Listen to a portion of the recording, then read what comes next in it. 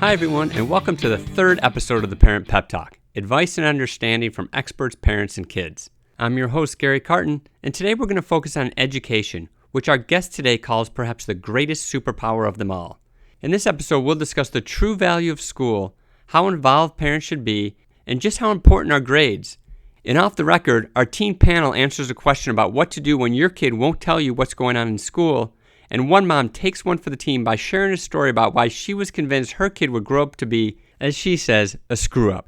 Plus, our Safe Kids Tip of the Week is a great way to help keep your kids safe on the way to school. But first, I'm so excited for today's guest, Jacki Bragg, who has been an amazing teacher for more than 21 years. Voted Teacher of the Year by the students, outstanding teacher by her colleagues, and much more. And if you want to know just how much time and energy it can take to be a truly committed teacher, consider that we met up with Jacki at 8:30 on a Saturday morning because that's the only time she had free between grading papers, writing recommendations, and creating lesson plans. So let's get right to our conversation with Jacki. So Jacki, thank you so much for joining us on the Parent Pep Talk. We really appreciate it. My pleasure. So this is a podcast that's for parents, so we always like to start from that angle. So can you tell us about how many kids you have, what are their ages? Absolutely. So I have 4 kids. My oldest is a senior in high school. Then I've got a sophomore. I've got a 7th grader and a 5th grader. So when I asked you to participate in this, you texted me back saying, I'm in as long as I'm getting the pep talk, not giving. Really no position to give. Just ask my oldest. Yep. So what does that mean? I mean, I have a 17-year-old. So I'm sure your listeners will... Do I need to say anything more? I guess that's good enough. Okay, cool. Well, one thing you are in position to talk about is education. You are an amazing teacher. You've been teaching for more than 21 years. You go above and beyond. You've been voted Teacher of the Year. And one of the things that's really interesting to me is that you understand that education can be stressful for parents, but you think that if they can look at it in a different way, it would be a little bit less stressful. Can you talk a little bit about that perspective? Sure. So like you said, I've been teaching for a while. So I've had the opportunity to teach really, really high-level kids and kids who really struggle in school. And I find there's a commonality with parents, involved parents, is that they're very, very focused on their kid's grade. Whether they just want that kid to get a D to get out, or whether they expect that kid to go to Harvard and they need that A. They need an A no matter what. And I find that puts a lot of pressure on the kids, but also the parents, and focuses on the wrong thing. I think it would be better for kids to learn tenacity and learn that this is not going to be easy and it's not going to be fixed if they're struggling with a call from a parent. So when you let's go back and let's talk about the value of being in school. I think the value of being in school is figuring out what you like, taking risks, trying new things, getting a feel for, I really am a problem solver. I'm really a literary, I really like to read, or I really like to write, or I'm really good with my hands. I think that schools should provide those opportunities for kids to just have a foundation to build on. And so that I don't like it when kids are pressured, like, well, what do you want to do? What do you want to be? So I think school's that exploration period and that learning period where they make the mistakes with a really low risk. So when we talk about then in terms of parents, because we know that parents who are involved, we know that does lead to kids that go to school more, that do better and get better grades, do better on test scores. And then we also know that parents who are too involved can stunt creativity. Right. So what is that right sweet spot? So that's tough. As a parent and as a teacher, that's a tough one, because I know I've been guilty of probably helping my kids too much. You know, if they've got a project and they're struggling, and I'll, be like, well, let's try this. Well, what if we did this? And that's, So you do that even though yes, in your head, you're like, if I were the teacher, I would be furious at me at the parent. Absolutely. Okay. But absolutely. And you want your kids to succeed, but as a teacher, you have to step back and is that really succeeding? Mm-hmm. Or are you undermining, what's the message you're going to send a kid? If you step in and you work on this project with them, what's the messages that you can't do it. I have to help you with this. Even if they haven't asked for help, but if you take that role, I think that really sends a powerful message that shouldn't be sent. And what about the parent who, some of the best moments can be working on a science project with your mom, or, right. Figuring out how to, do something with your dad, or so when can you kind of work with your kid? Is there some rule of thumb or something parents I think you have to read the cues from your kid. I think that if they don't want your help, you probably should step back. But the fear is that if you step back, well, then they're not going to finish the project. Well, they're not going to do it. All right. That's a great point. And you have to let that happen, which is really hard as a parent. But as a teacher, I see the value of letting that happen. They have to know there's consequences. Right. So it sounds like from a parent's perspective, sometimes letting them go through that process, whether it leads to great success because they do it and get a good grade, or it leads to great disappointment, you're saying that there's value in either one of those experiences if the kid's allowed to go through it on his own. And I know that parents will disagree with me, but if we just teach them that the grade is more important than the process, we're just failing them. Mm-hmm. We're really, really failing them. So what should a parent do if their child has dreams to get into an Ivy League school, to just go to a good college, and they know that 1B or B- can really make a difference, and they don't think they deserve it? How should a parent handle that situation? I think that the issue is you got to start early. So it's so easy to keep track of kids' grades now with the online grades. And so you need to start early. A lot of times what parents will do is they will wait till the end of the quarter or the end of the semester when it really is too late, and then come in and say, well, what about this? And why wasn't this done? Or it's too late. And then again, what we're teaching the kid is you cannot work so hard, but then at the end, if you fight enough, you can get your way. I mean, I had a parent that asked for a conference in the summer with me. His kid hadn't done the work for the course that was required. And we had ongoing conversations. I've had conversations with the kid, with the parent. The kid didn't do it. He did get a B. And this kid was going places. Like, he had won science, like national science fair awards. And he got a B. And his dad asked for a meeting. He emailed me several times. Nice emails. What do you mean? Were they not nice? Were they combative? Sometimes. Towards the end, they became, sort of like, what's the big, like almost asking me, what's the big deal? Okay. Like, why are you dying on this sword? Right. So what happened? So I met with the parent, and he basically asked if the student could do the project. And now this is in the middle of the summer. Right. Like, at this point, I'm teaching summer school. And he said, well, how about he just does it now? And then you can grade it and give him the A. And I said no, because I don't think that's how it should work. Right. And what happened? We left the meeting, and he got a B. And I'm sure he still got into that school. And even if he didn't get into that school, while it might not seem great at the time, but whatever school he got into might have been the right fit for him. Oh, perfect. Because, yes. Like, I think that's true. And I think that, again, getting back to the parenting side of this, most parents, their heart's in the right place. Absolutely. But if you can understand that that's a short-term goal, and really the long-term goal, from what I'm hearing you say, is more than just grades. It's educating, it's growth. And that's the way a child grows, is through those types of ups and downs and taking responsibility for their action or inaction.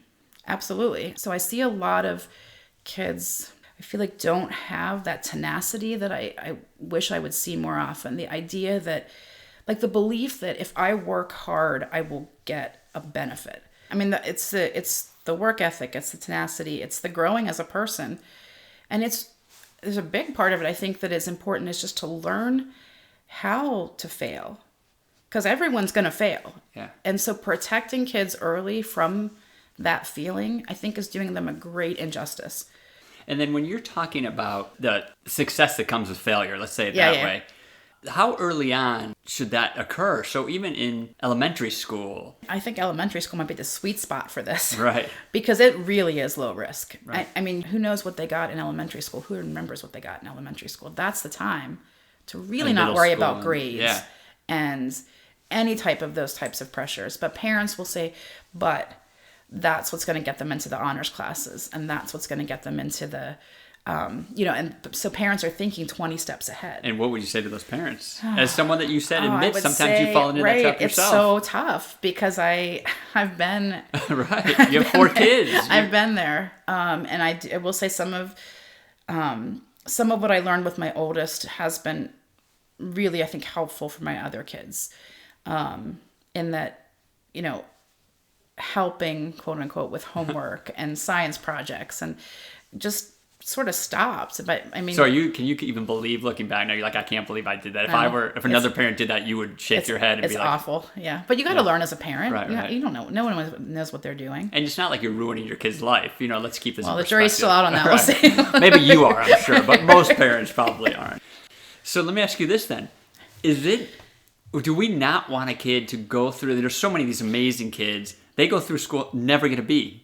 Is that not ideal? I think that's awful. Really? Why do you think that's awful? That's what I'm saying. I think some of it comes from the home, but school is a great chance to give the kids those challenges that they need. Whether it's a kid who's just struggling to get a D, and that's the challenge, or if it's a really high-end student, that we don't make it easy for them to get the A. They should have challenges. They should not be reflecting in their senior year thinking, I've really never had to work very hard. And I teach some AP classes, and at the end of the year, some of the students who have C's are so, there's a tangible effect on them that they have worked hard for this. It was the first time they've had to work. And when kids say to me, this is the hardest class I've ever taken, I'm like, that makes my day. Thank you so much for saying that. Because that to me is valuable. Now, I don't care what final grade they get. The fact that they're so proud that they put in the effort and worked and got the grade is teaching them far more than the letter on the paper. And now as a parent, can you reconcile that side of it as well? Do you understand how hard that might be for some parents? What's your advice? I guess my advice would be to understand the reason for the grade. Don't just look at the grade. So when I contact teachers, which is very, very, I think I can count maybe twice I've contacted teachers. This is a parent. As a parent. So you've contacted teachers? Yes. Oh boy, I'd like to hear this. And I'm always kind of nervous about it. Right, let's hear this.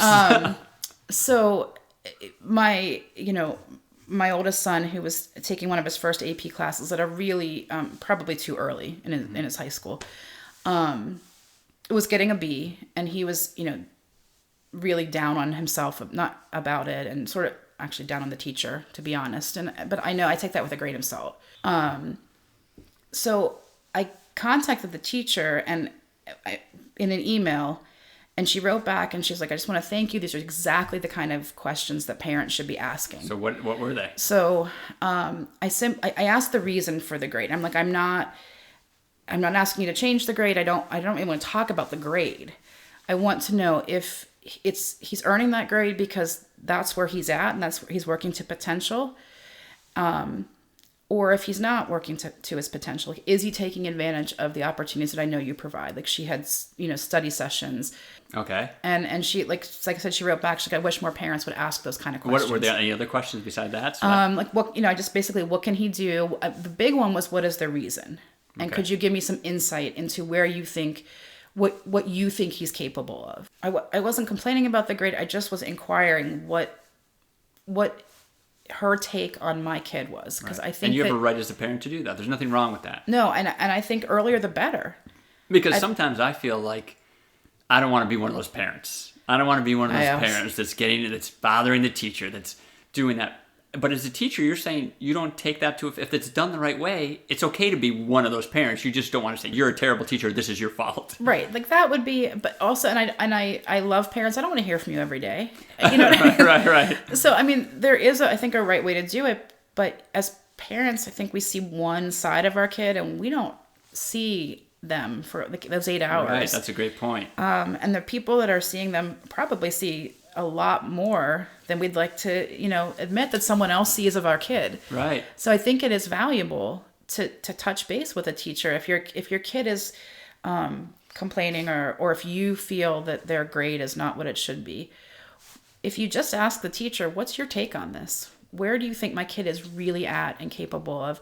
And I'm not saying that every teacher is going to have the answer or always be right. You ultimately know your kid better. Right.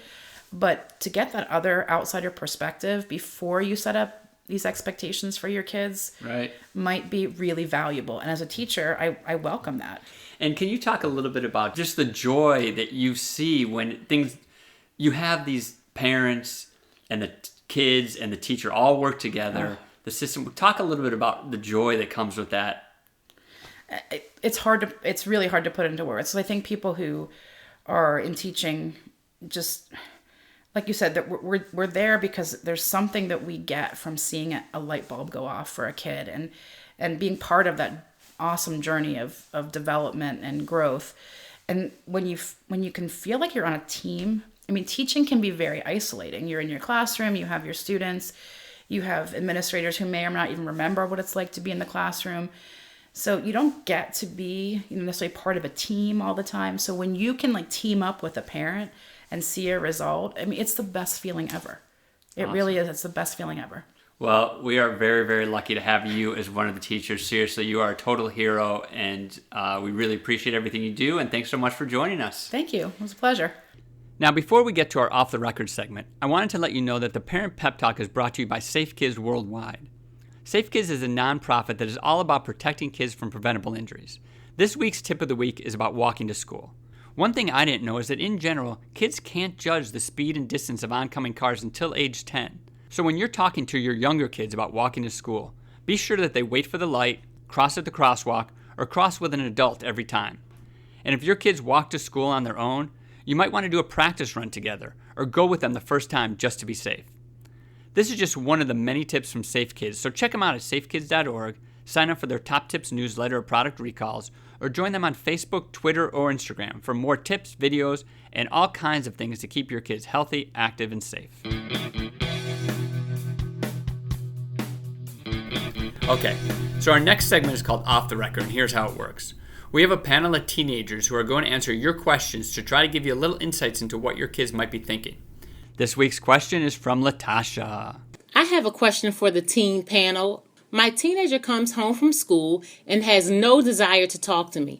All I get is one-word answers, if that. What's the best way I can get a little more information about his day without making it seem like I'm being the most annoying person on the planet? Okay, we have Maddie, Lolly, Brody, and Troy. You heard the question. What do you think? I think that you should direct the questions away from school.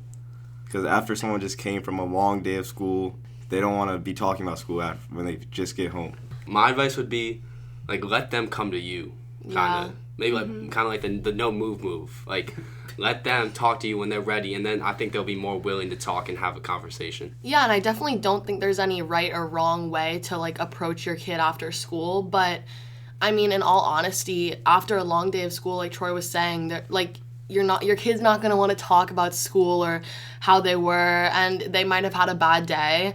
So definitely, like Brody was saying, just wait until evening, and not even, like, over dinner, because that, like, even asking over dinner is just kind of annoying. So I would just wait until, like, later in the evening, like, come into their room and ask them just, like, hey, like, how was your day? Like, nothing, like, no pressure questions about homework or school or anything that they're already worrying about themselves. Okay, so you don't want to ask when they get home.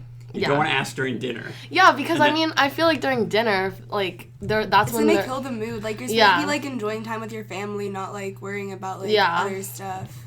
And I feel like that's when, like, if my parents ask me, how's your day at school, and I'm just like, good, then they get mad at me for just saying good. Like, if you don't want to talk, don't make... If your kid doesn't want to talk, don't make them talk, because it's going to make them want to talk less than they already do. So what would be the perfect thing to say at dinner, then? Sports. You just start talking about something you have in common. Yeah. To spark up a conversation. What's an example? Like something you'll talk about with your friend. I'll be like, oh, bro, do you see LeBron's shot last night? Do you see the game winner? And you just talk about that, and that can lead to other things besides school. Got it.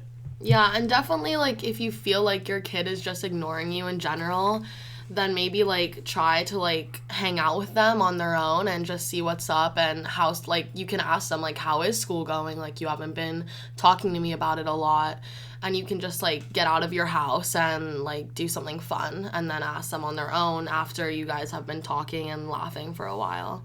And I think it goes the other way, too, because, I mean, I don't know how common it is that kids ask their parents how work was, but I'll ask my parents sometimes just, I was just like, how was work? And they're just like, good. Like, there's no, like, there's no, like, oh, it was great today. My coworker said this to me. Then I went out for lunch here. There's no conversation. It's good. And then that's it. And so just to sum up, be patient. Even though you're anxious, understand that your kid has a million other things on their mind. Yeah. They don't want to come and talk to you right away, especially when they feel like you're interrogating them. and just trying to get information about school. But if you're patient and do this over time, your kids might start to tell you things that happen. Is that fair to say? Yeah. And also as they get older, they'll become more mature and like more willing to talk to you. It's just like a maturity thing and like growing up thing. It's good, like it happens to everybody. Like I feel like parents were the same way with their parents and they just didn't realize it. Now they're feeling it from their kids, and it's just a phase that'll pass, in my opinion. As long as parents don't make too big of a deal out of it, then every night's a fight because you're saying, you didn't tell what you were saying, Maddie, about your parents getting mad at you when you would just say, good. Yeah. Okay, guys, well, thank you. Thank you very much. This is great information. We really appreciate your time. Good luck. Bye. Bye. And now it's time for our Taking One for the Team segment. I kind of think of parenting as a team sport. Well, this is when one generous parent takes one for the team by sharing a personal story that might not paint their kid or their parenting in the best light, but it hopefully helps the rest of us realize that there are no perfect kids, there are no perfect parents, and that we're all doing our best. This week's story comes from Mary. Hi, my name's Mary, and I have a story about my kids in high school. Not their finest period of life. So my kids have never been like the perfect kids. They've never been the ones who are sort of at the top of their class. They've never been the first kids reading. They've never been the kids who made straight A's or were the star of the baseball team. So it drove me crazy for a lot of their childhood. I remember once when my son was in first grade, a woman coming to me telling me that her child was reading at the fourth grade reading level, and my child wasn't reading at all. He was still like throwing books around, and it seemed like a really big deal at the time, and thinking, what am I doing wrong? He's not reading. Middle school was a time when, I'd get calls from the principal's office, and then in high school, he cut class a lot. I remember one time in particular getting a call from the school, and it had an automated system where it wasn't a real person. It was an automated voice letting a parent know that the child had cut class. And I listened to the recording, and it said, "We're calling to report that your student has been absent from history class 23 times." And the 23 was the number that they punched in for him. And I'm thinking, 23 times? Why didn't they call me after the second time or third time when I could have done something about it?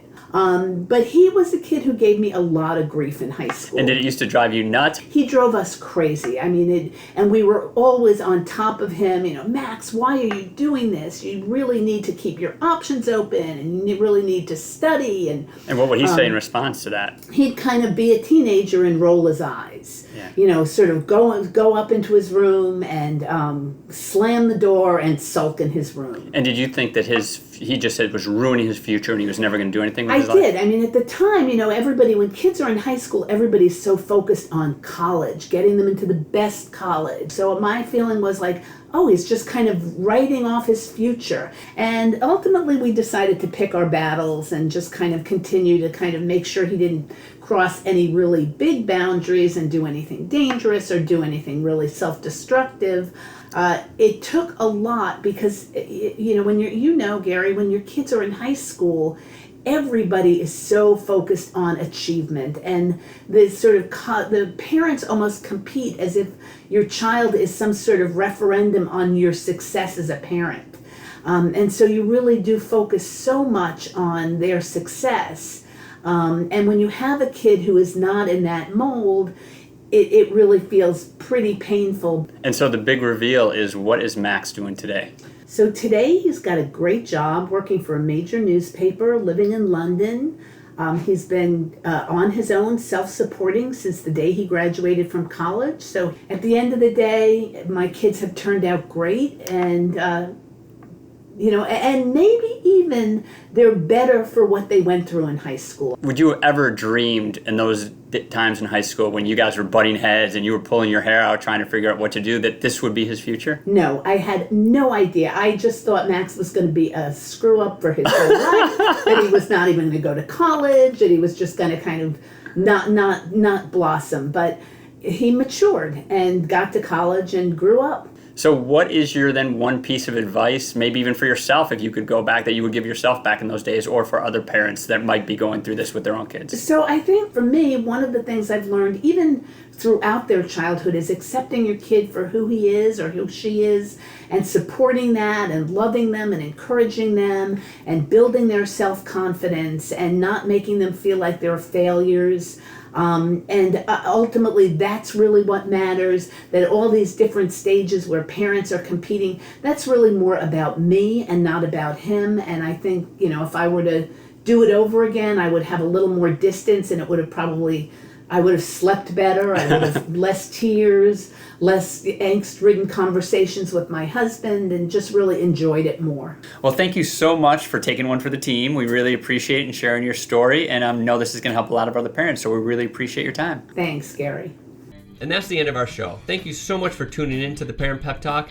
If you've liked our podcast, please subscribe for free on iTunes or on your podcast app, and also leave us a rating. If you didn't like it, I promise I will try to do better the next time. I'd also love to hear from you. If you have any comments or questions for me or our teen panel, or stories you'd like to share that would make other parents feel better, or ideas for episodes, please don't hesitate to email me at parentpeptalk@safekids.org, or contact me on Twitter, Facebook, or Instagram at Gary Carton. Have a great week, everyone. Remember, you're doing great, even if it doesn't always feel like it, and we'll see you next time on the Parent Pep Talk. And now here's a short preview from our episode about youth sports and the best way to support your young athletes. If someone else is coaching your son or daughter, you need to let them coach your son or daughter. Stay away from what's going on during the practice and I'm talking about practice too, not just games. Yeah. And then after practice, when your son or daughter gets home, you can bring it up and talk to them.